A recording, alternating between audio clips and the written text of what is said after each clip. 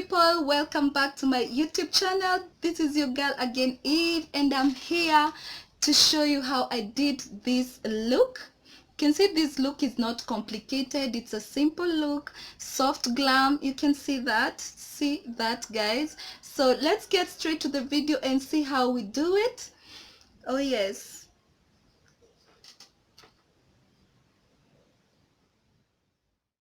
So I just moisturized my face using L'Oreal. Whenever I use this cream, my face kind of glow because I have a very dry face.